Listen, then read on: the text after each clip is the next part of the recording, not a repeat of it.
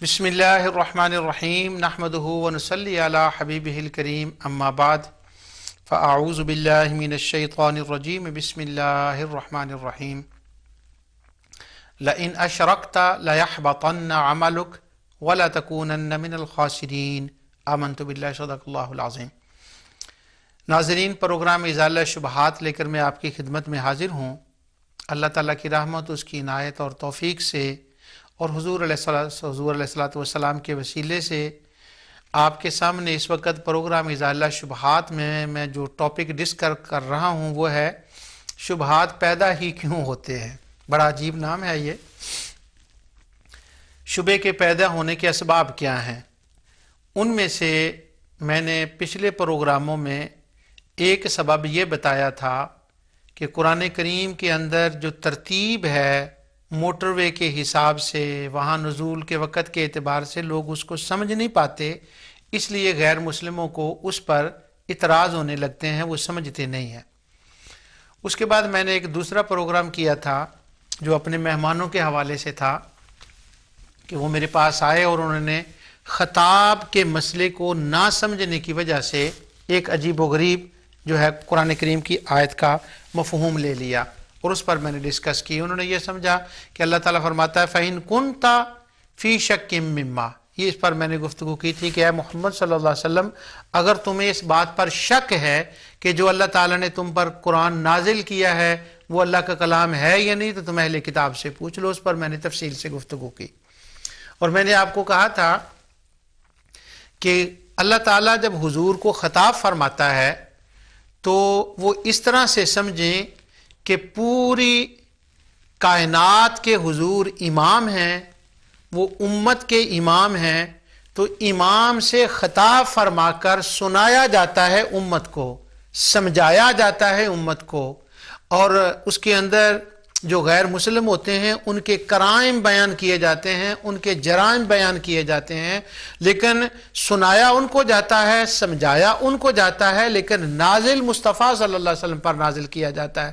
اور اس میں کنتا، تا کے سیغے آتے ہیں، کاف کے آتے ہیں، واحد مخاطب کے آتے ہیں۔ اس کا معنی یہ ہوتا ہے کیونکہ وہاں ان کو ایک اور شبہ بھی تھا کہ یہ قرآن نبی کریم صلی اللہ علیہ وسلم پر نازل نہیں ہوا، تو اب اس کا تدارک یوں کیا گیا، اللہ تعالیٰ نے رحمت فرمائی کہ ان کے شبہ بھی دور ہوتے جائیں، ان کو سمجھایا بھی جائے، ان کو بتایا بھی جائے، کا اور تا لا کر کہ تجھ پر یہ کہہ کر ان کو بتایا گیا کہ میں خطاب ان سے کر رہا ہوں، میں نے واقعتاً ان پر نازل فرمایا ہے، کیونکہ وہ تو اس بات کے بھی منکر تھے نا کہ ان پر نازل ہی نہیں ہوا، تو اس لیے حضور کو کیا گیا۔ اور دوسرا یہ تھا کہ نبی تو نبی تھے۔ اب اللہ تعالیٰ تو فرماتا ہے ما کان لبشر ان یکلمہ اللہ، اللہ تعالیٰ کے ساتھ ہر ایک کو کلام کرنے کی قدرت حاصل نہیں ہے، وہ صرف انبیاء سے خطاب فرماتا ہے۔ تو اب حضور کو تو مخاطب کرنا تھا بطور وکیل، بطور سربراہ، بطور امام، اور بطور اس معنی میں کہ میں ان پر کلام کو نازل کر رہا ہوں، انا انزلنا علیک الکتاب، تیری طرف نازل کر رہا ہوں۔ تو وہاں حضور کو مخاطب کرنے کا یہ معنی تھا۔ اب جو جرائم پائے جاتے ہیں لوگوں کے اندر وہ حضور کے اندر نہیں پائے جاتے تھے، اس لیے اللہ تعالیٰ حضور کو نہیں جھڑکیاں دے رہا تھا، حضور کے پیچھے اللہ نعوذ باللہ وہ ڈنڈا لے کر نہیں پھر رہا تھا استغفر اللہ العظیم جیسے لوگوں نے بنا لیا ہے، بلکہ وہ سنایا جا رہا تھا، سمجھایا جا رہا تھا، بطور وکیل حضور کو خطاب کیا جا رہا تھا۔ تو جہاں دوسرے لوگوں کو یہاں شبہات پیدا آئے، وہاں پر ہمارے اپنے دوست جو ہیں ان کو بھی آیا، اور وہ ایک باریک علمی بات ہے کہ جب ایک واحد کو مخاطب کیا جاتا ہے نا عرب کے اندر، تو مراد اس سے اس قوم کا ہر فرد مخاطب ہوتا ہے۔ تو قرآن کی اس کے اندر بہت مثالیں، چونکہ وہ ذرا مشکل بات ہے تو میں اس سے گریز کر کے ایک طرف کو نکل رہا ہوں، لیکن جب حضور کا خطاب مخاطب حضور ہوتے ہیں لیکن مراد امت کا ہر فرد ہوتا ہے، اس کی مثالیں قرآن کے اندر ہیں۔ اب لوگوں کو اس معاملے میں شبہ پیش آئے، جہاں کہیں کوئی آیت آئی ہے جہاں تنبیہ ہے، جہاں عتاب ہے، تو لوگوں نے اس کا مخاطب نبی کریم صلی اللہ علیہ وسلم کو سمجھ لیا، حالانکہ اس کا مخاطب اہل کتاب ہوتے ہیں، منافقین ہوتے ہیں، مشرکین ہوتے ہیں۔ جب آپ اس سورت کو پڑھتے ہیں نا تو پورے سورت کو جب آپ ملا کر آیتوں کو دیکھتے ہیں تب وہ جا کر مضمون سمجھ آتا ہے، لیکن لوگ ایک آیت کو نکال لیتے ہیں اور وہاں سے پھر اس کا اطلاق نبی کریم صلی اللہ علیہ وسلم پر کر دیتے ہیں، انبیاء پر کر دیتے ہیں، اولیاء پر کر دیتے ہیں۔ ہاں یہ بات صحیح ہے کہ نبی کریم صلی اللہ علیہ وسلم کے صحابہ جو تھے ان کو کبھی رہنمائی کی ضرورت ہوتی یا ان سے کوئی خطا سرزد ہو جاتی تو اللہ تعالیٰ ان کو رہنمائی بھی حضور کے ذریعے سے عطا فرماتا، ان سے خطا ہو جاتی ان کو تنبیہ بھی فرماتا، اور وہ توبہ کرتے، جب ان کی توبہ قبول ہوتی تو اللہ تعالیٰ حضور کے ذریعے سے ہی ان کو بشارت بھی دیتا، کیونکہ ڈیپوت رحمت کا وہ تھے، وہ منبع تھے، وہ تھے قبلہ، تو وہ تھے اللہ اور مخلوق کے درمیان رابطہ اور وسیلہ، تو وہ تھے، تو اس لیے وہاں آتا اور حضور فرماتے آگے تقسیم میں کرتا ہوں۔ لوگوں نے اس بات کو نہ سمجھنے کی وجہ سے آیات کا مخاطب نبی کریم صلی اللہ علیہ وسلم کو کر لیا، ان آیات کا اطلاق حضور پر کر دیا، امت پر کر دیا، اولیاء پر کر دیا، اور اس طرح سے وہ انبیاء اولیاء کی گستاخی کے مرتکب ہو گئے۔ آج میں چند آیات آپ کو وہ بتاؤں گا جس سے ہمارے شبہ ڈالنے والے دوستوں کو شبہات آئے ہیں، اور معنی اس کا یہ ہے کہ انہوں نے خطاب کو نہیں سمجھا، تو میں اس کے اوپر چند آج چیزیں آپ کے سامنے رکھتا ہوں۔ اس کا ایک طریقہ یہ ہے کہ جب آپ آیت کو پڑھیں تو یہ فہم قرآن بھی اس کے ساتھ آ گیا، لیکن میں نے آپ سے وعدہ کیا ہے کہ فہم القرآن پر تو انشاءاللہ میں الگ سے کئی پروگرام کروں گا، میرا رب مجھے توفیق دے، تو وہ ایک الگ پروگرام، اس کا نام ہی فہم القرآن ہوگا۔ تو اسی سے ایک حصہ میں نکال کر آپ کو اس کی چند جھلکیاں دینے لگا ہوں، تاکہ یہ خطاب کے مسئلے میں جو لوگوں کو شبہ ہوتا ہے اور اس وجہ سے انبیاء اولیاء کی گستاخیوں کے وہ مرتکب ہوتے ہیں، ان کے اندر وہ جری ہو جاتے ہیں، جو بات آتی ہے منہ میں کہہ دیتے ہیں۔ یہ دیکھو اللہ نے تو نبی کو جھاڑ کے رکھ دیا، استغفر اللہ العظیم، ان اللہ و ملائکتہ، وہ تو ہمہ وقت رحمت نازل فرماتا ہے ان پر، وہ تو ہمہ وقت ان کے گیت گاتا ہے، سناتا ہے، اور ان کے گیتوں کا لوگوں کو حکم دیتا ہے، اور وہ تو ملائکہ کو جمع کرتا ہے، وہ جھاڑتا تھوڑا ہے اپنے محبوب کو، لیکن وہ سنایا امت کو جا رہا ہوتا ہے، اور لوگوں نے اپنے غلط فہمی کی وجہ سے ان کو شبہ ہو گیا، انہوں نے حضور کو وہاں سمجھ لیا۔ اب اس کا ایک طریقہ یہ ہے، میں آپ کو بتاتا ہوں کہ جب آتا ہے نا نتلو علیکا، تو اب ہم تجھ پر آیتیں پڑھ رہے ہیں، تو حضور پر ہی قرآن نازل ہو رہا ہے، تو آخر میں جا کر وہاں پر جہاں حضور کا ذکر لوگوں کو سمجھ آتا ہے نا کہ یہاں حضور مخاطب ہیں، آخر میں جا کر وہاں صیغہ جمع کا بن جاتا ہے۔ یہ ایک ٹیکنیکل بات میں آپ کو بتاتا ہوں، میں کوشش کرتا ہوں کہ اس کو میں اللہ کے حضور دعا ہے کہ میں اس بات کو سمجھا سکوں۔ اس کی ایک مثال سورہ قصص سے ہے۔ اللہ تعالیٰ فرماتا ہے تلک آیات الکتاب المبین، طاسیم میم، تلک آیات الکتاب المبین، یہ روشن کتاب ہے اور اس کی آیتیں روشن ہیں، اس کا ایک ایک جملہ روشن ہے، ہدایت ہے۔ نتلو علیکا، اے حبیب مکرم صلی اللہ علیہ وسلم، ہم آپ پر موسیٰ علیہ السلام من نبأ موسیٰ و فرعون، ہم موسیٰ علیہ السلام کا فرعون کے حق کے ساتھ واقعات جو ہیں وہ بیان کرنے لگے ہیں، تلاوت کر کے بتانے لگے ہیں۔ یہ جو لفظ حق ہے نا قرآن کے اندر، ویسے تو قرآن کا ہر جملہ ہی بڑا مزے کا ہے، لیکن میں آج کے اعتبار سے کہہ رہا ہوں یہ بڑا مزے کا جملہ ہے۔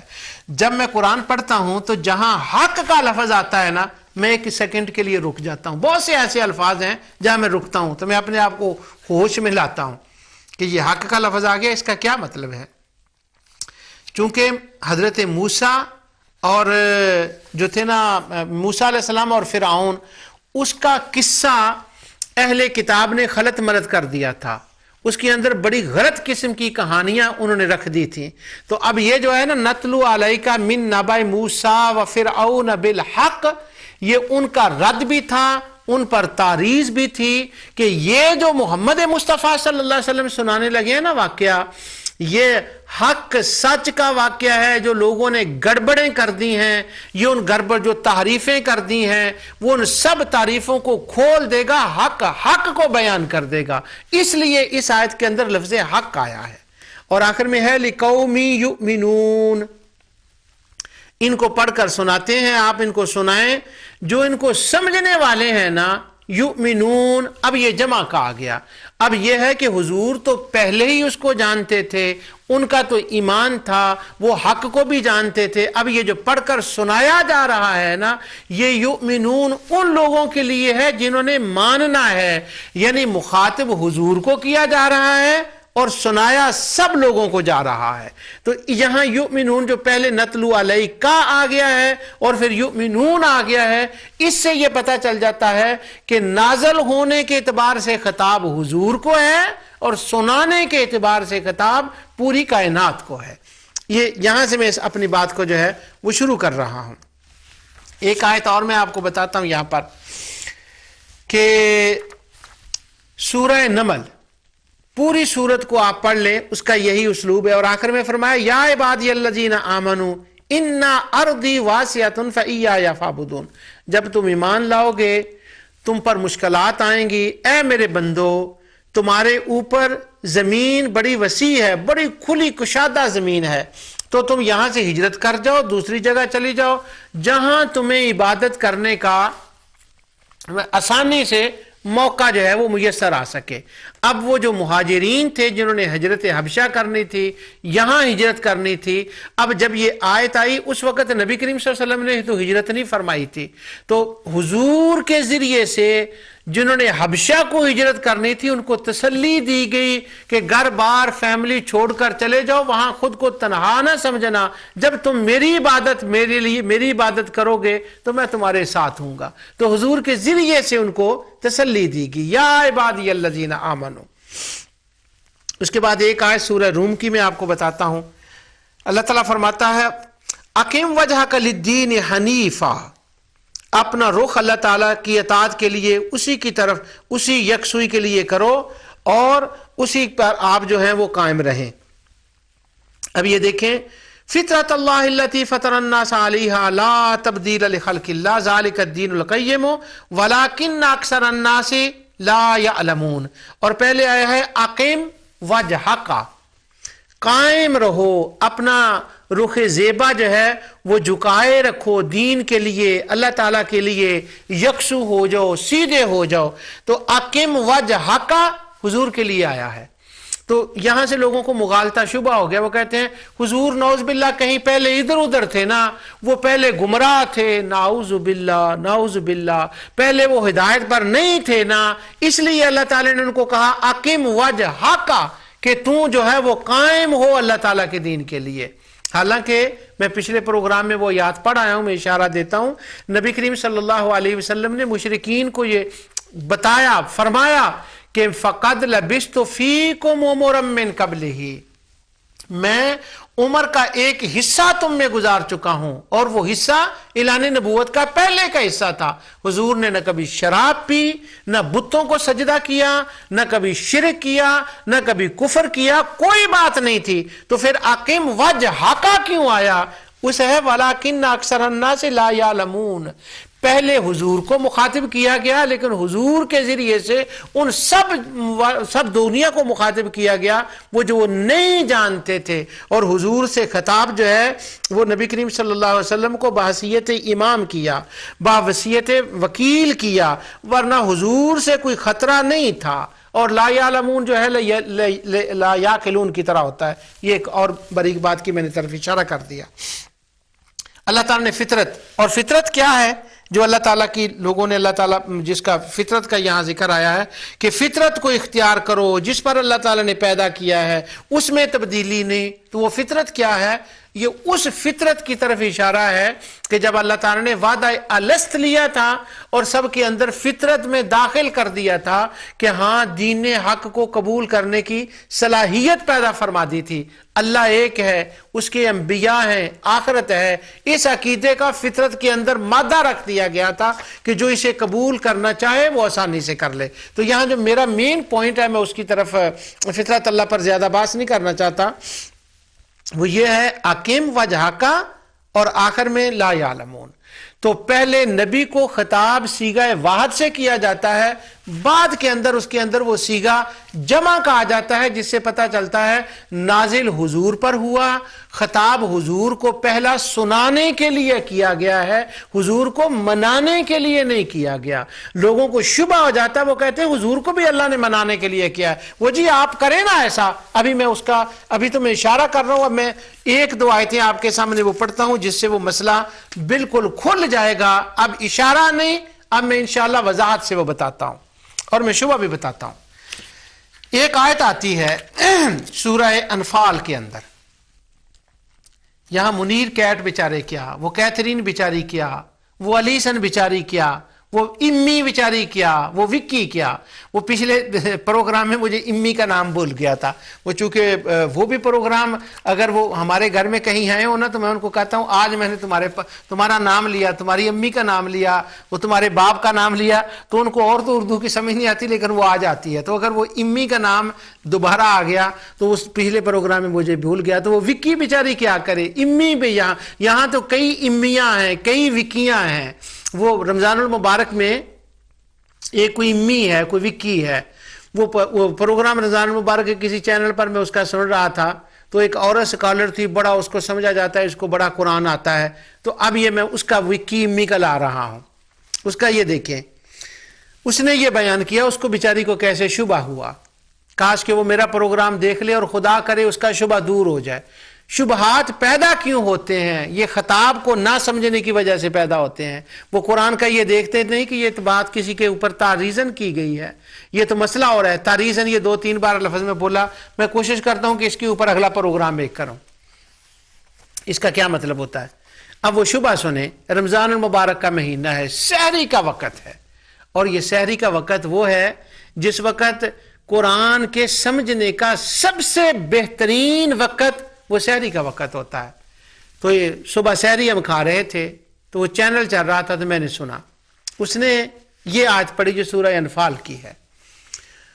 وہ کہنے لگی، پہلے میں آیت پڑھتا ہوں اور پھر جو اس نے کہا وہ میں آپ کے سامنے بیان کرتا ہوں۔ اللہ تعالیٰ فرماتا ہے ما کان لنبی ان یکون لہ اسری حتی یثخن فی الارض، کسی نبی کو یہ سزاوار نہیں ہے، کسی نبی کے یہ لائق نہیں ہے کہ اس کے پاس کافر، ظاہر اس زمانے میں وہ کافر ہی قیدی ہو کر آتے تھے، کہ جب وہ قیدی ہو کر آئیں، قیدی ہوں، جب تک کہ وہ زمین میں ان پر جو ہے نا اچھی طرح سے ان کا خون نہ بہا لے، ان کو دنیا کے مال کے بدلے نہ چھوڑے۔ جنگ بدر میں قیدی آئے تھے قید ہو کر مشرکوں کے، تو اللہ تعالیٰ نے فرمایا کہ نبی کی یہ شان نہیں، نبی کو یہ نہیں چاہیے تھا کہ وہ ان سے فدیہ لے کر ان کو چھوڑ دیتے، بلکہ چاہیے کیا تھا کہ وہ ان کا خون بہاتے، اچھی طرح سے ان کو مارتے۔ تو نبی نے کیا کیا، یہ فیصلہ کر دیا کہ ہاں ان کو ہم چھوڑ دیتے ہیں، تو ان سے فدیہ لے لیتے ہیں اور ان کو چھوڑ دیتے ہیں۔ تو وہ محترمہ فرمانے لگی اللہ کو یہ بات پسند نہ آئی، نبی تھے، آخر انسان تھے، انسانوں سے غلطیاں ہوتی ہیں، غلطی سے صرف پاک اللہ ہے۔ تو جب وہ نبی نے یہ کیا نا کہ فدیہ لے لیا اور ان کو چھوڑ دیا، تو اللہ تعالیٰ کو یہ بات پسند نہ آئی۔ اللہ تعالیٰ نے کہا آرا تریدون عرض الدنیا، تو نے دنیا لے لی، اللہ واللہ یرید الآخرہ، اللہ تو چاہتا تھا کہ اے نبی تو دنیا آخرت لے، اور تو نے اگر ان کا خون اچھی طرح سے بہا دیتا، فدیہ نہ لیتا، ان کو قتل کر دیتا، تو تمہیں آخرت مل جاتی۔ اب جو تو نے دنیا کا مال لیا تو کیا ہوا کہ وہ تو تمہیں دنیا مل گئی اور آخرت سے تو نے صرف نظر کر لیا۔ تو اللہ تعالیٰ نے نبی کو سمجھایا، نبی کو بتایا، نبی پر عتاب نازل فرمایا۔ سبحان اللہ، سحری کا وقت، اور لوگوں کو قرآن پڑھ کے بتایا جا رہا ہے، تو مجھے یوں لگ رہا تھا یہ درس قرآن تو نہیں ہو رہا، یہ تو ڈنڈا پکڑ کر نعوذ باللہ انبیاء کی گستاخیاں اور رحمت للعالمین کی گستاخی کی جا رہی ہے۔ ان کو کہا جا رہا ہے کہ نبی نے اللہ تعالیٰ نے عتاب کر دیا، سمجھا دیا، بتا دیا، نبی خبردار آئندہ ایسا نہ کرنا۔ میں نے منیر کیٹ کا شبہ بھی آپ کو بتایا، امی کا شبہ بھی آپ کو بتایا، آج اپنی امی کا ایک شبہ بتا رہا ہوں، اور یہ بھی اسی لیے پیش آیا۔ اللہ اکبر۔ اب دوسرا شبہ اس نے یہ پچھلے رمضان میں وہ قرآن کا درس میں کچھ سن بیٹھا، تو بس وہ آپ سے آج شیئر کرنا چاہتا ہوں۔ ما کان لنبی ان یکون لہ اسری حتی یسخن فی الارض، نبی کی یہ شان نہیں کہ اس کے پاس اس کے لیے قیدی ہوں، اس کے پاس قیدی آئیں کہ جب تک وہ زمین میں ان کا اچھی طرح سے خون نہ بہا لے ان کو چھوڑ دے دنیا کا مال لے کر۔ آپ نے آیت سن لی اور اس کا ترجمہ بھی میں نے آپ کو دے دیا۔ اب میں آپ کو یہ بتاتا ہوں کہ اصل مسئلہ کیا تھا، اس جہاں سمجھنے میں غلطی کیا ہوئی، شبہات پیدا کیوں ہوتے ہیں۔ اس اللہ کی بندی نے نبی کا نام دیکھ لیا، اور جب نبی کا نام دیکھا تو اس نے کہا اس کا خطاب نبی کو ہے، کہ اللہ تعالیٰ نے فرمایا نبی تیرے پاس قیدی آئے، تجھے چاہیے تھا کہ ان کو ختم کر دیتا، تم نے دنیا کا مال کیوں لیا؟ ارادت دنیا اللہ یرید الاخرہ، اللہ تو چاہتا تھا تو آخرت کی نیکیوں سے اپنے دامن بھر لے۔ واہ!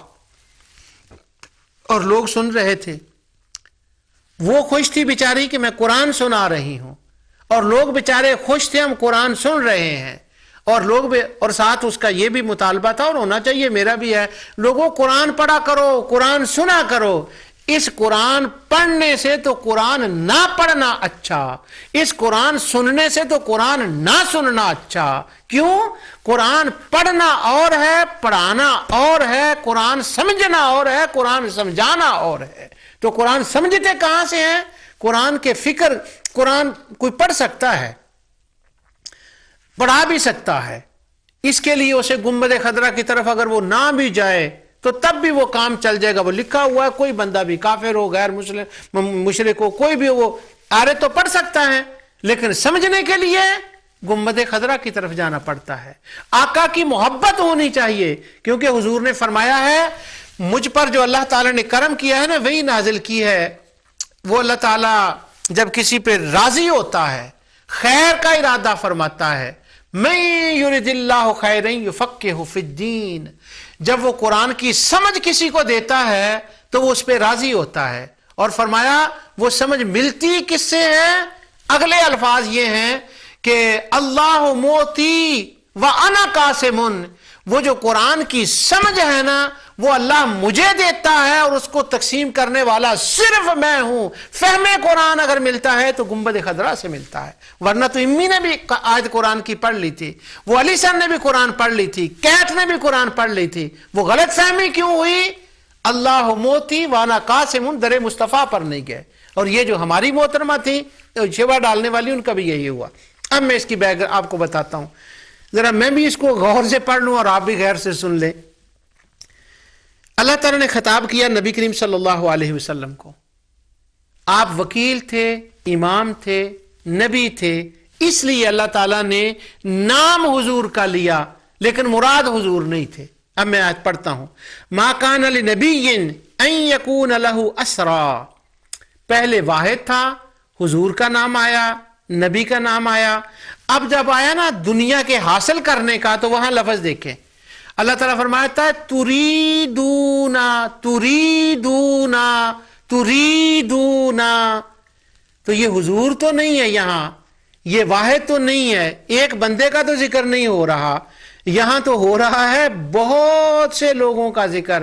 یہ جو تم لوگ ارادہ کر رہے ہو، تم لوگ ارادہ کر رہے ہو دنیا کا، واللہ یرید الاخرہ، اللہ نے تمہارے لیے ارادہ کیا ہے آخرت کا۔ تو حضور کو مخاطب کر کے وہاں کچھ لوگ تھے جن کا سورہ انفال کی ابتدا میں سارا ان کا ذکر آتا ہے، اور وہ لوگ ان کا ارادہ کچھ اور تھا، اور وہاں بھی اللہ تعالیٰ نے، وہ نئے نئے مسلمان تھے، اور ان کا اللہ تعالیٰ نے سورہ انفال کی ابتدا میں ان کا ذکر فرمایا. اللہ تعالیٰ فرماتا ہے کما اخرجک ربک من بیتک بالحق وان فریقا من المؤمنین لکارہون. جیسا کہ آپ کے رب نے آپ کے گھر سے حق کے ساتھ آپ کو روانہ کیا، مسلمانوں کی ایک جماعت تھی جو اس کو گران سمجھتی تھی. یجادلونک فی الحق بعد ما تبین کانما یساقون الی الموت وهم ینظرون. وہ اس حق کے بارے میں اس کے بعد کہ اس کا ظہور ہو گیا آپ سے اس طرح سوال کر رہے تھے کہ گویا ان کو موت کی طرف ہانکے لے جایا جا رہا تھا اور وہ موت کو دیکھ رہے ہیں. وَإِذْ يَعِدُكُمُ اللَّهُ إِحْدَى الطَّائِفَتَيْنِ أَنَّهَا لَكُمْ وَتَوَدُّونَ أَنَّ غَيْرَ ذَاتِ الشَّوْكَةِ تَكُونُ لَكُمْ وَيُرِيدُ اللَّهُ. یہ میں اصل میں لفظ پڑھنا چاہتا. وَيُرِيدُ اللَّهُ أَن يُحِقَّ الْحَقَّ بِكَلِمَاتِهِ وَيَقْطَعَ دَابِرَ الْكَافِرِينَ. اور تم لوگ اس وقت کو یاد کرو جب کہ اللہ تم سے ان دو جماعتوں میں سے ایک کا وعدہ کر رہا تھا وہ تمہارے ہاتھ آ جائے گی، اور تم اس تمنا میں تھے کہ غیر مسلح جماعت کے ساتھ جماعت تمہارے ہاتھ آ جائے. اور اللہ تعالیٰ کو یہ منظور تھا کہ اپنے احکام سے حق کا ہونا ثابت کر دے اور کافروں کی جڑ کاٹ کے رکھ دے تاکہ حق کا حق ہونا اور باطل کا باطل ہونا ثابت ہو جائے. لیحق الحق ویبطل الباطل ولو کرہ المجرمون. اب یہاں دو گروہوں کا ذکر آ گیا. ایک یہ چاہتے تھے کہ ابو سفیان کا قافلہ مل جائے، ان کا خیال یہ تھا اور وہ جلدی کام ہو جائے، اور اللہ چاہتا تھا کہ نئی مار کا ہو اور ان کو فضیلت ملے اور حق کا بول بالا ہو. تو تریدون میں اب وہ جو لوگ تھے نئے نئے مسلمان تھے ان کو مال غنیمت کا خیال آیا، انہوں نے اس طرف دھیان کیا اور انفال شروع ہوتی ہے. یسألونک عن الانفال، وہ سوال کرتے ہیں یہ مال غنیمت کا کیا ہوگا. تو اللہ تعالیٰ فرماتا ہے یسألونک عن الانفال قل الانفال للہ وللرسول. اعلان فرما دو یہ تو اللہ اور اس کے رسول کا مال ہے. اب ان لوگوں کا ذکر ہو رہا ہے تریدون عرض الدنیا میں جن کا ابتدا میں ذکر ہوا. تو اللہ تعالیٰ نے حضور کے ذریعے سے فرمایا ما کان لنبی. اب حضور نے ان کو مخاطب تھوڑا کرنا تھا، اللہ تعالیٰ نے مخاطب ان کو تھوڑا کرنا تھا، مخاطب تو نبی کو کرنا تھا. کیا میرے حبیب میں تجھے بتا رہا ہوں تو ان کو بتا دے یہ جو دنیا کا ارادہ کر رہے ہیں، دنیا کو مال تو کچھ نہیں، اللہ یرید الآخرہ، اللہ تو ان کے لیے آخرت کا ارادہ فرما رہا ہے، اللہ نے تو بہت دینا ہے. تو یہ تو سمجھایا جا رہا تھا اس گروہ کو جس کا ذکر سورہ انفال کی ابتدا میں آ گیا. اور اگر کسی نے لفظ عتاب کہنا ہی ہو، اپنا دل کو ٹھنڈا کرنا ہی ہو کہ میں نے عتاب کہنا ہی ہے کہ اللہ تعالیٰ نے سمجھایا، بتایا، بجھایا، عتاب نازل کیا، تو وہ تریدون میں جمع کو دیکھ کر ان کو ذرا بات کر کے دل ٹھنڈا کر لے. وہ ما کان لنبی، یہ دل کیوں ٹھنڈا کرتا ہے کہ اللہ نے حضور کو جاڑا، نعوذ باللہ حضور پر عتاب کیا، وہ مصطفیٰ کو مخاطب کیوں کر رہا ہے. تو یہاں یہ دیکھیں لفظ خطاب ابتدا میں واحد ہوتا ہے، آگے جا کر وہ جمع بن جاتا ہے تاکہ پتہ چلے نازل تو واحد پر کیا گیا ہے، سنایا جمع والوں کو گیا ہے، سنایا تریدون والوں کو کیا گیا ہے. اقم وجہک للدین، تو اپنا رخ انور اللہ کی اطاعت کے لیے کامل سوئی کے ساتھ اس کے ساتھ کر لا. یہاں حضور تو پہلے ہی تھے، انہوں نے شرک نہیں کیا تھا، انہوں نے غلط کام نہیں کیا تھا. یہ سنایا جا رہا ہے مشرکین مکہ کو. حضور امام کی حیثیت سے تھے، وکیل کی حیثیت سے تھے. یہ ذرا تھوڑا سا تر موضوع نہیں ہے لیکن میں اس کو تر ساتھ کرنے کی کوشش کر رہا ہوں، کیونکہ لوگ جب قرآن پڑھتے ہیں نا وہ ایک آیت آ جاتی ہے سکرین پر اور اس سے وہ اپنا مطلب اخذ کر لیتے ہیں اور لوگوں کو غلط فہمی ہوتی ہے، ان کو خود بھی شبہ ہوتا ہے، سننے والوں کو بھی شبہات میں مبتلا کر دیتے ہیں. لیکن میں اللہ کا شکر ادا کرتا ہوں کہ جو ہے تو یہ خشک موضوع، لیکن جو اس کو سمجھ لے گا وہ شبہ میں مبتلا نہیں ہوگا، وہ شبہ پیدا کرنے والا نہیں ہوگا، شبہ میں آنے والا نہیں ہوگا. انشاءاللہ اللہ کی رحمت سے حضور علیہ السلام کے صدقے سے وہ ازالہ شبہات کرنے والا بنے گا. وہ جو لوگوں میں قرآن کے نام سے شبہ پیدا کیے جاتے ہیں وہ ان کو ازالے کرے گا ان کے. میں رب کی اللہ کی حضور دعا کو یا میرے رب العالمین یہ مشکل موضوع ہے، اس کو آسان میرے لیے فرما دے کہ میرے ناظرین جو شبہات پیدا کیوں ہوتے ہیں شبہ کرنے والوں کے یا جن کے دل میں پیدا کیے ہیں قرآن کے صدقے سے، حضور کے صدقے سے، اولیاء امت کے صدقے سے، ان کو شبہات کے ازالے کرنے والا بنا دے۔ یہ تو ویسے ہی پروگرام کا نام ازالہ شبہات ہے۔ اگر قرآن کو پڑھیں تو قرآن تو خود ان سب کے کرتا ہے۔ تو اب یہاں تک میں آپ کو لے آیا ہوں، ابتدا میں واحد ہوتا ہے، بعد میں جمع ہوتا ہے۔ اگر اس نقطے کو کوئی سمجھ لے تو وہ شبہ پیدا ہی نہیں ہوگا۔ تو پروگرام کا تو نام ہی میں نے یہ رکھا ہے، شبہات پیدا کیوں ہوتے ہیں۔ یہ سبب ہوتا ہے وہ آیت کے اول کو نہیں دیکھتے، آخر کو نہیں دیکھتے۔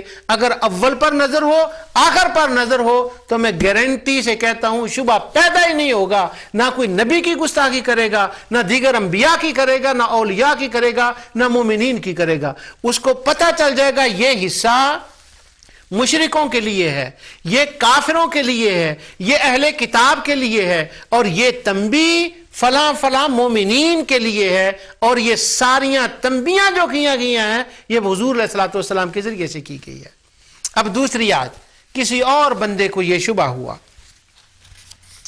کسی چینل پر میں یہ سن رہا تھا، وہ بندہ انگریزی میں خطاب کر رہا تھا، اور بعض لوگ اس کو پسند کرتے ہیں انگریزی ہونے کی وجہ سے۔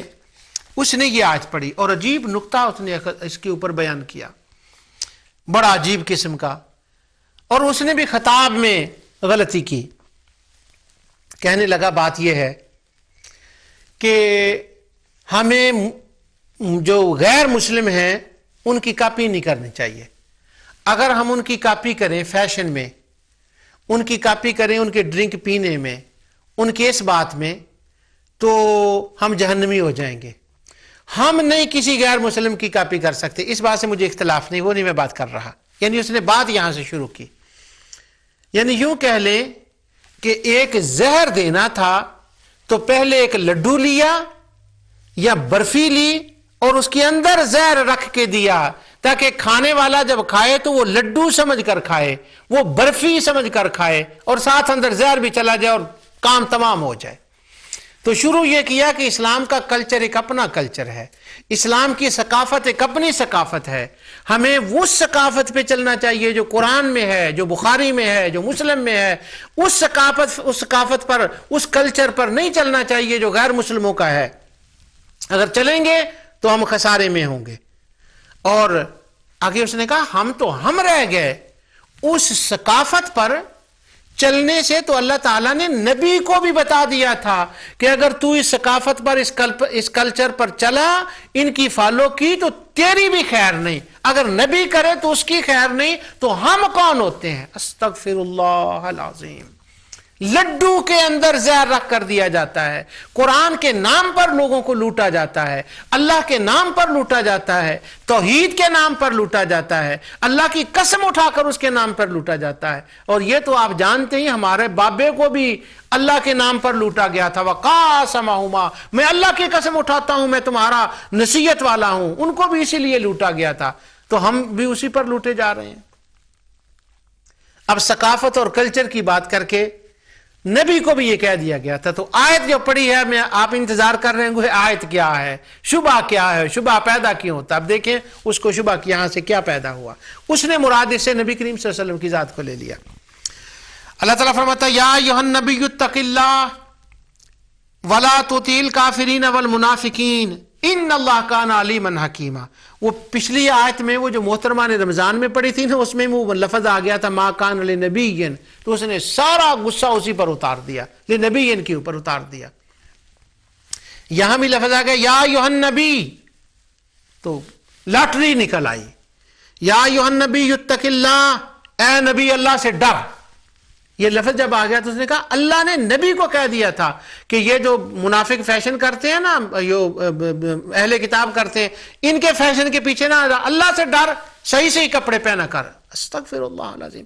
لوگوں کو حیا بھی نہیں آتا وہ کہ میں کیا کہہ رہا ہوں، وہ گستاخی تک پہنچ جاتے ہیں۔ لیکن چونکہ نام قرآن کا تھا، لفظ نبی کا تھا، اس لیے جو وہاں بیٹھے ہوئے تھے شاید ان کا بھی ضمیر کچھ ایسا ہو گیا، وہ بیچارے ڈر گئے۔ اور یا ایھا النبی، اے نبی اللہ سے ڈر۔ ولا تطیع الکافرین منافق کافروں کی اتباع نہ کر، ان کا کہا نہ مان، منافقین کا. اور آخر میں وارننگ اللہ نے نبی کو دے دی، ان اللہ کان علیما حکیما، بے شک اللہ خوب جاننے والا، وہ بڑی حکمت والا ہے. واتبع ما یوحی الیک من ربک، تو اس کی اتباع کر جو اللہ تعالی نے تیری طرف وحی کی ہے، بس اسی پہ رہ. یہاں تک پڑھ دیا. ان اللہ کان بما تعملون خبیرا، پڑھا تو صحیح، اس اسکرین پر لکھا ہوا بھی تھا، لیکن جہاں تھا نا وہ مزے کی بات، جہاں سے ساری آیت کو سمجھنا تھا وہاں وہ چھوڑ دیا. کم وقت پڑھ گئے سجدے میں جب وقت قیام آیا، جب آیت کو سمجھنے کا موقع تھا، جہاں اللہ تعالیٰ نے خلاصہ کھولا تھا، جہاں اللہ نے سنایا تھا، جہاں مقصد حکم بیان ہوا تھا، اس کو ترک کر دیا اور نبی کے اوپر چلے گئے کہ نبی بھی اگر فیشن کافروں کا کرے تو اللہ تعالیٰ اس کو بھی جاڑ دیتا ہے کہ ان کے پیچھے نہیں چلنا، ان کی نہ سیاست میں بات ماننا، نہ ان کی لباس میں ماننا، کسی بات میں نہیں. اتق اللہ، اللہ تعالیٰ کہتا ہے نبی سے کہہ دیا اللہ سے ڈر. اب میں آپ کو بتاتا ہوں، آگے بھی باتیں کرنی ہے، میں آہستہ آہستہ چل رہا ہوں، آیات تو بہت ہیں. اللہ اکبر، کتنے شبے ہیں، لیکن میں صرف پرنسپل بتا رہا ہوں. باقی آیات میں نے نہ بھی پڑھی اگر تو انشاءاللہ آپ کو مل جائے گا اس کا حل کہ اس کو سمجھنا کیسے ہے. اللہ تعالیٰ نے مخاطب حضور کو کیا بطور وکیل، بطور سفیر، بطور بادشاہ، بطور امام، بطور امت کا ہادی یا نبی کہا. اور جب جو اتق اللہ کہا کہ اللہ سے ڈرو، تو اللہ سے ڈر کون نہیں رہا تھا وہاں پر؟ یہ سورہ مدنی ہے، سورہ احزاب. کون تھا جو اللہ سے ڈر نہیں رہا تھا جس کو حکم دیا جا رہا ہے کہ ڈرو؟ غزوہ احزاب تھا. غزوہ احزاب کے اندر نبی کریم صلی اللہ علیہ وسلم تھے، صحابہ تھے اور منافقین تھے، اہل کتاب تھے. اہل کتاب نے جب پوری سورت کو ہم پڑھیں تو وہاں یہ ہمیں پتہ چلتا ہے اگلی آیتوں میں کہ انہوں نے مشرکین کے ساتھ ساز باز کر لی تھی، اندر کے سارے راز ان کو بتا رہے تھے. منافقین بھی ان کو کر رہے تھے اور مومنین بھی وہاں تھے. ان منافقین کا میل جول تھا مسلمانوں مومنین کے ساتھ، اکٹھے رہتے تھے. جب یہاں جیسے ہم انگلینڈ میں اکٹھے رہتے ہیں، ہمارے نیبر جو ہوتے بغیر مسلم ان سے ہیلو بائے ہماری بھی ہوتی ہے اور کبھی کبھی زیادہ کلوزنس بھی ہو جاتی ہے. ان کے ساتھ تھے وہ. تو اب وہ ڈرا رہے تھے مسلمانوں کو. تو اللہ تعالیٰ نے نبی کریم صلی اللہ علیہ وسلم کے ذریعے سے مسلمانوں کو تنبیہ کی. ایک طرف ان کا کردار تھا اہل کتاب کا، ان کے ساتھ ساز باز کا، منافقین کا تھا، وہ مسلمانوں کے حوصلے توڑ رہے تھے. تو جو کمزور دل مسلمان ہوتے ہیں وہ کمزور دل ہی ہوتے ہیں، انسان ہوتے ہیں آخر. تو اب ان کو بتایا یہ جا رہا ہے، حضور علیہ الصلوۃ والسلام کے ذریعے سے اہل کتاب کو مخاطب کیا جا رہا ہے. اس صورت کے اندر منافقین کو مخاطب کیا جا رہا ہے اور اہل ایمان کو ہدایات دی جا رہی ہیں. نام نبی کا لیا جا رہا ہے، سمجھایا سب کو جا رہا ہے. یہ کہاں لکھا ہے؟ یہ پوری صورت میں لکھا ہے اور اس آیت کے اندر بھی لکھا ہے. یا ایھا النبی، واحد حضور کا نام آیا اور آخر میں ہے ان اللہ کان بما تعملون تو یہ جمع کہا گیا. حضور نبی کریم صلی اللہ علیہ وسلم پر نازل ہوا ہے اور تعملون خبیرہ کہہ کر بتا دیا اے حبیب تو تو مجھ سے ڈرتا ہی ہے، تو تو مجھ سے ہمیشہ ڈرتا ہے. تو نے تو کبھی اس زمانے میں بھی ان کافروں کی کہا نہیں مانا جب تم پر وحی نہیں آئی تھی. حضور نے تو کبھی اس وقت بھی ان کا کہا نہیں مانا تھا. اب قرآن کا اتنا حصہ نازل ہو گیا، غزوہ احزاب 4 میں ہو رہا ہے، مکے سے ہجرت آ گئی، 13 سال وہاں گزر گئے، 4 سال وہاں گزر گئے. تو آج نبی کو کہنے کی ضرورت تھی کہ اے نبی تم مجھ سے ڈر اور کافروں اور منافقوں کی اتباع نہ کر، ان کا کہا نہ مان. انہوں نے تو پہلے بھی کبھی نہیں ماننا تھا. 13 سال تو وہاں رہے اور 4 سال یہاں گزر گئے. اب تو 17 سال ہونے کو ہیں. تو 17 سال میں جس نے ان کا کہا نہیں مانا، آج وہ ان کا کہا مان رہا ہے. ان کو کہا جا رہا ہے کہ ان کے کپڑے نہیں پہننے، ان کا فیشن نہیں کرنا، ان کا کلچر نہیں کرنا، ان کی ثقافت نہیں لینی. یہ نبی کو نہیں، یہ مسلمانوں کو تنبیہ کی جا رہی ہے، منافقین کو بتایا جا رہا ہے، اہل کتاب کو بتایا جا رہا ہے، نبی کے ذریعے سے نازل نبی پر کیا جا رہا ہے، بتایا اوروں کو جا رہا ہے، سنایا اوروں کو جا رہا ہے۔ تو یہاں سے نبی کریم صلی اللہ علیہ وسلم کا نام آنے کی وجہ سے ان کو غلط فہمی ہو گئی، شبہ ہو گیا۔ انہوں نے آیت کا اول حصہ دیکھا، تعملون آخر نہیں دیکھا، شبہ ہو گیا۔ ما کان لنبی دیکھا، تریدون نہیں دیکھا، شبہ ہو گیا۔ پچھلی آیتیں جو میں پڑھ رہا ہوں، اقم وجہک للدین دیکھا، یعلمون نہیں دیکھا۔ تو اگلے پچھلا آیت کا حصہ اگر نہ دیکھیں تو خطاب کی سمجھ نہیں آتی۔ اس سے بڑے بڑوں سے غلطیاں ہوئی ہیں۔ بہت بڑے بڑے لوگ جن کو قرآن کا وہ خود کو چیمپئن سمجھتے تھے، انہوں نے جب تفسیریں لکھی ہیں، جوہر القرآن کو اٹھا کر دیکھ لیں، جگہ جگہ آپ کو یہ غلطیاں نظر آئیں گی۔ یار میں آپ سے کیا چھپاؤں، میں کہتا ہوں فتاووں کو دیکھ لیں، وہ جو بڑے 2 فتاوے جن کے میں نام لیتا ہوں، ان میں بڑے بڑے لوگ جن کے بڑے بڑے نام لیے جاتے ہیں، ان کو یہ سارا سمجھنے میں غلطیاں آئیں۔ انہوں نے نبی کریم صلی اللہ علیہ وسلم کے اوپر جو ہے وہ نعوذ باللہ عتاب کی بات کر دی، اور آخری بات جو ہے وہ نہیں سنی۔ وہ سورہ آل عمران میں ایک واقعہ آتا ہے، میلاد کے دنوں میں ہم ہر میلاد کے پروگرام میں کوئی نہ کوئی مقرر، بلکہ سب مقرر اس کو پڑھتے ہیں، جو آیت ہے نا اس کی تلاوت کرتے ہیں میلاد کے موضوع پر۔ وَإِذَا أَخَذَ اللَّهُ مِيثَاقَ النَّبِيِّينَ لَمَا آتَيْتُكُم مِّن كِتَابٍ وَحِكْمَةٍ، وہ جس سے ہم میلاد کا بیان کرتے ہیں۔ اس وقت میں وہ نہیں، اس کے بعد ایک بات ہے میں وہ آپ سے شیئر کرنا چاہتا ہوں۔ عہد لیا گیا تمام انبیاء سے، جب وہ نبی آئیں، ایمان لانا، مدد کرنا، اقرار کرنا، اور اس کے بعد ہے فَمَن تَوَلَّى بَعْدَ ذَلِكَ فَأُولَٰئِكَ هُمُ الْفَاسِقُونَ۔ یہاں کا کچھ لوگوں کو غلط فہمی ہو جاتی ہے۔ أَفَغَيْرَ دِينِ اللَّهِ، اچھا میں اس کا ترجمہ بھی کر دوں، فَمَن تَوَلَّى بَعْدَ ذَلِكَ فَأُولَٰئِكَ هُمُ الْفَاسِقُونَ۔ ترجمہ میں وہی کروں گا جو شاہ فہد کمپلیکس سے چھپا ہے، صلاح الدین یوسف صاحب کا ہے، جو مجھے وہاں سے حرم سے تحفاتاً ملا تھا، کتنے سال ہو گئے میں اسی کو یوز کر رہا ہوں۔ پس اس کے بعد بھی جو پلٹ جائیں وہ یقیناً پورے نافرمان ہیں، پورے نافرمان ہیں۔ آگے ہے أَفَغَيْرَ دِينِ اللَّهِ يَبْغُونَ أَفَغَيْرَ دِينِ اللَّهِ يَبْغُونَ وَلَهُ أَسْلَمَ مَنْ فِي السَّمَاوَاتِ وَالْأَرْضِ طَوْعًا وَكَرْهًا وَإِلَيْهِ يُرْجَعُونَ۔ کیا وہ اللہ کے دین کے سوا اور دین کی تلاش میں ہیں؟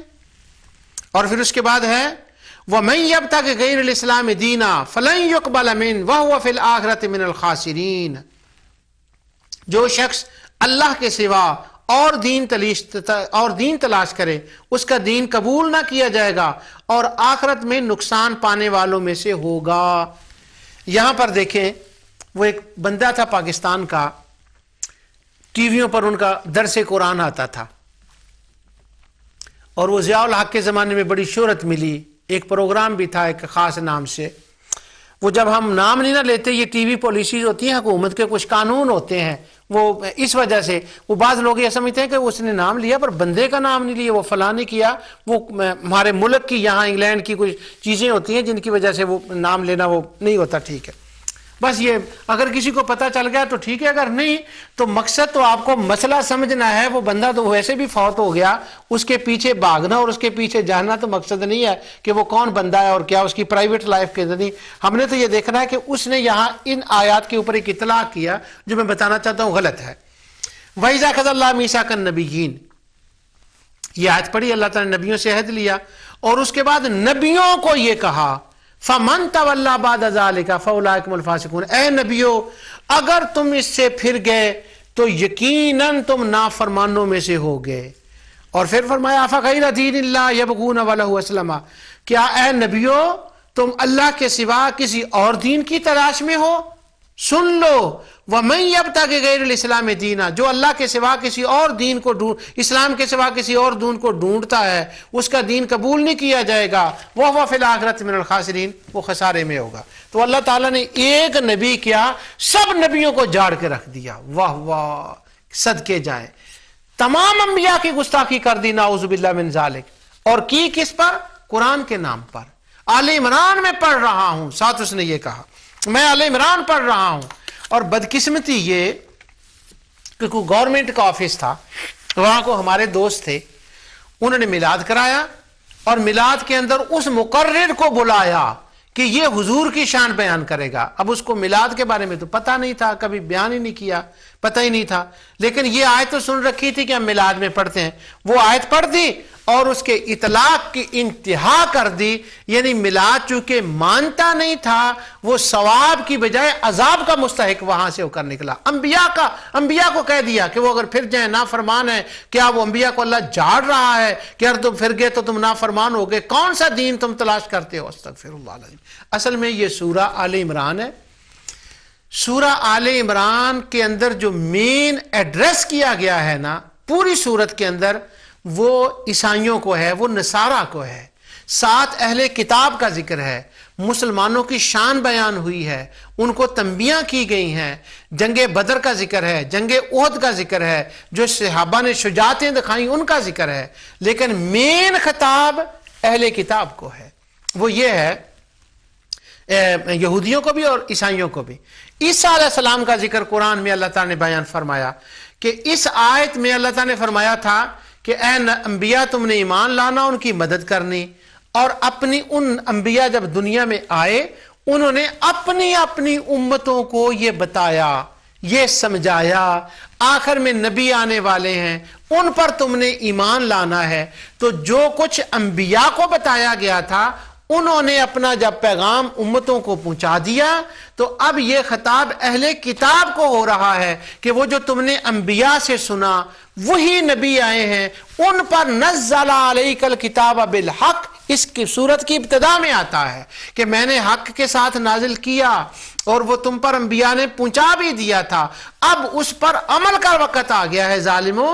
فمن تولی بعد ذالک، اب اس نازل ہونے کے بعد جو اس سے پھر گیا وہ نافرمان ہے۔ وَأَفَغَيْرَ دِينِ اللَّهِ يَبْغُونَ، اور کیا اللہ تعالیٰ کے دین کے سوا کسی اور دین کی تلاش میں ہو جو تمہارے ذہن میں ہے؟ اور سن لو اب دین اسلام آ گیا، اس کے سوا جو کوئی اور تلاش کرے گا وہ خسارے میں ہے، وہ خسارے میں ہے، وہ خسارے میں ہے۔ یہاں مراد اہل کتاب ہیں جو انبیاء، اور اللہ تعالیٰ انبیاء کو تو نعوذ باللہ نہیں جھاڑ رہا، اللہ تعالیٰ نعوذ باللہ انبیاء کو تو یہ نہیں بتا نہیں رہا کہ یہ تم نے کیا کیا ہے اور تمہارے ساتھ یہ حشر ہو جائے گا۔ تو اب اس نے حشر کر دیا، اور میلاد بلانے والے جو تھے پتہ نہیں ان کو کیا تھا، لوگ کن کن کو وہ بلاتے ہیں اور وہ کیا کرتے ہیں۔ اللہ تعالیٰ ہمارے دوستوں کو بھی عقل اور فہم دے کہ اگر قرآن سننا ہو تو اس سے قرآن سنو جس نے قرآن جو ہے وہ اس کا فیض در مصطفیٰ سے لیا ہے، جو حضور علیہ الصلوۃ والسلام کی وساطت سے جس نے قرآن کو سمجھا، ان سے لو، وہ نہیں جن کے بارے میں یہ اگر قرآن سننا تو اس سے تو نہ سننا زیادہ بہتر ہے۔ قرآن سنو، اور وہ قرآن سنو کہ پھر تمہیں وہ مدینے کے ذریعے سے، مدینے کی گلی سے قرآن سمجھائے، اور پھر نہ انبیاء کی گستاخی نہ اولیاء کی گستاخی۔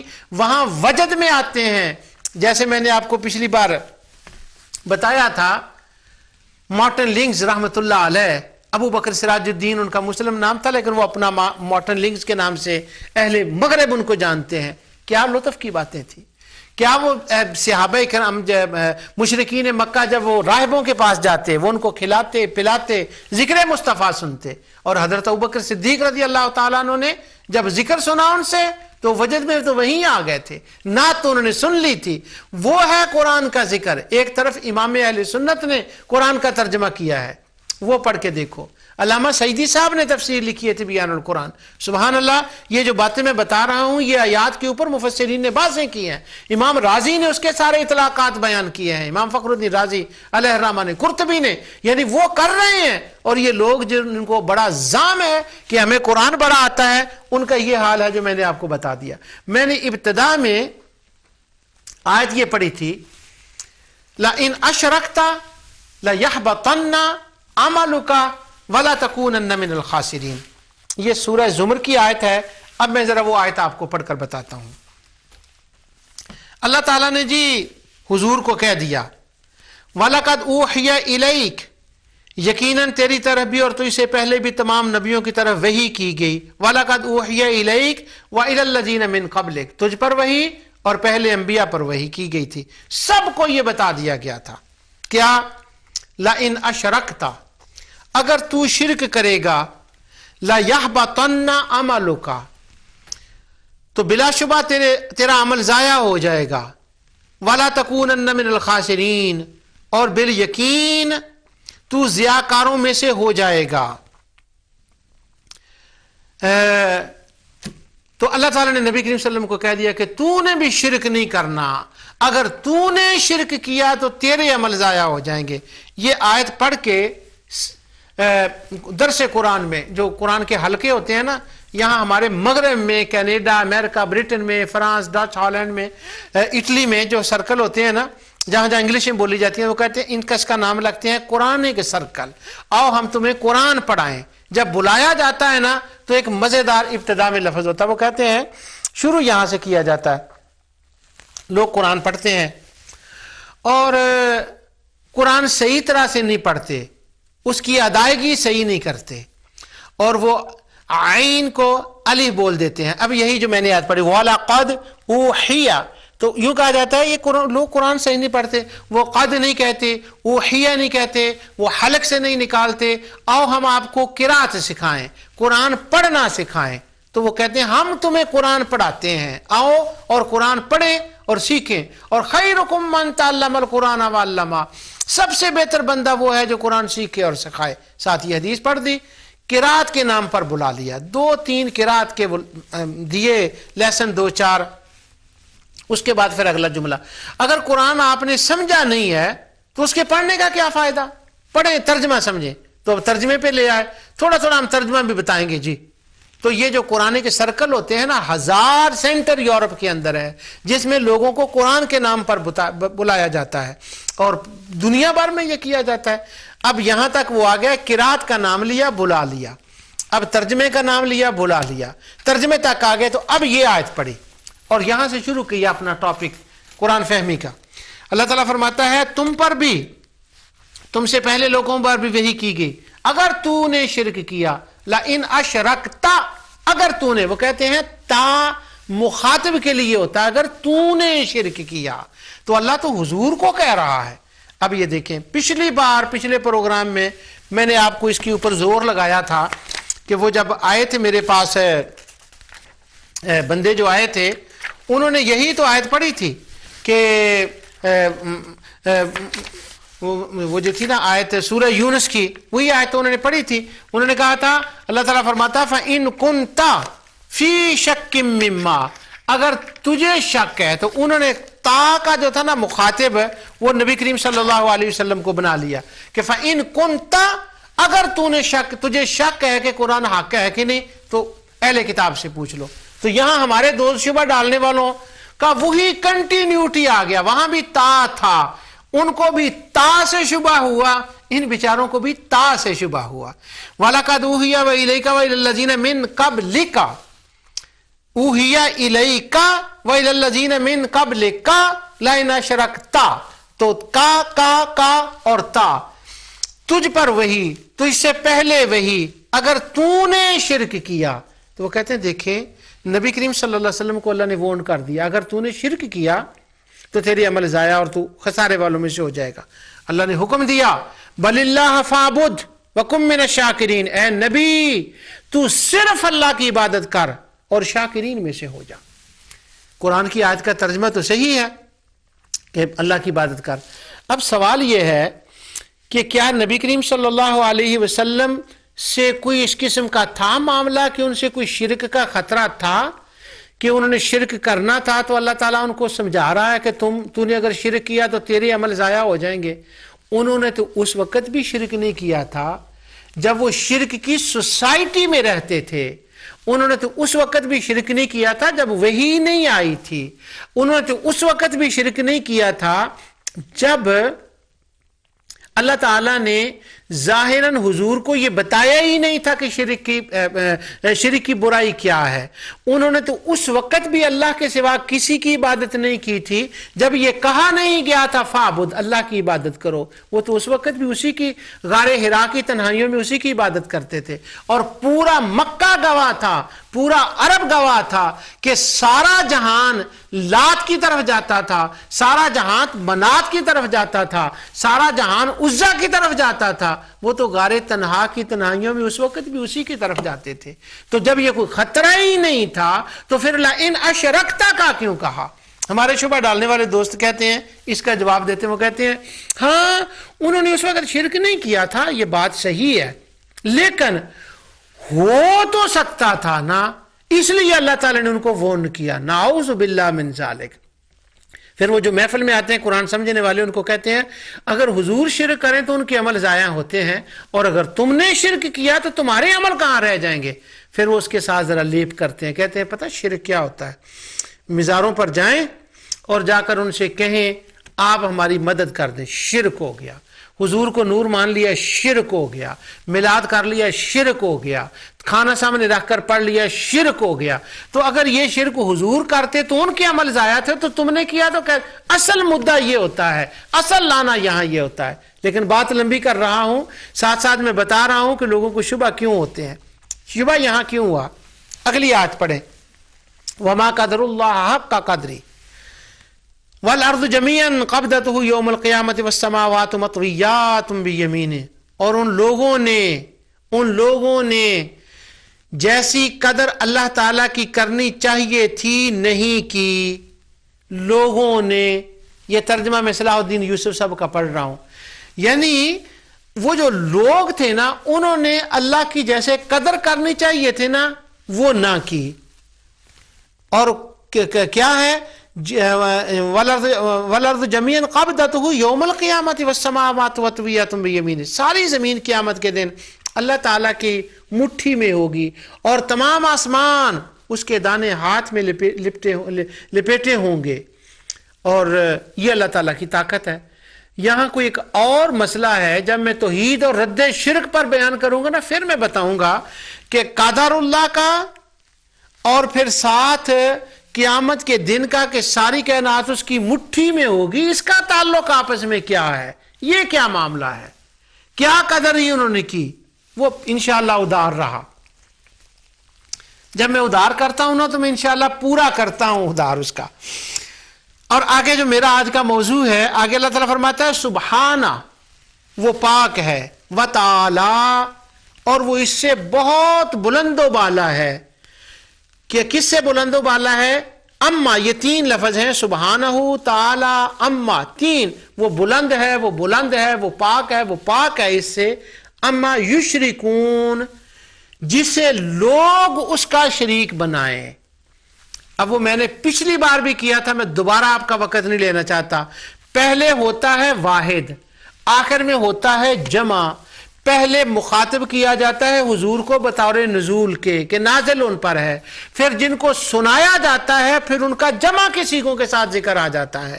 تو لئن اشرکتا جب کہا گیا تو اگر تو نے شرک کیا تو مراد کون تھے؟ یشرکون، یشرکون، یشرکون. اور وما قدر اللہ حق کا قدری، وہ لوگ جو اللہ تعالیٰ کو پاک نہیں سمجھ رہے تھے، جو اس سے بلند نہیں سمجھ رہے تھے، وہ جو یشرکون تھے، وہ جو شرک کرنے والے تھے، یہ ان کو بتایا جا رہا ہے، ان کو سمجھایا جا رہا ہے، ان کو وارننگ دی جا رہی ہے، لیکن ذریعہ مصطفیٰ کو بنایا جا رہا ہے. تو اس بندے اللہ کے نے ٹی وی کے اوپر بیٹھ کر انگریزی میں لئن اشرکتا کا مخاطب حضور کو قرار دے دیا. استغفر اللہ العظیم. لوگوں خطاب کو سمجھو. جب قرآن میں تا کہیں آتا ہے، کا کہیں آتا ہے، اس کے دو مطلب ہوتے ہیں. نازل قرآن کے ہونے کے اعتبار سے مصطفیٰ مراد ہوتے ہیں، لیکن جو نفس مسئلہ ہوتا ہے اس سے حضور علیہ السلام مراد نہیں ہوتے، اس سے وہ اگلے مراد ہوتے ہیں جن کو سمجھایا جاتا ہے. یہ سورہ زمر کی آیت ہے.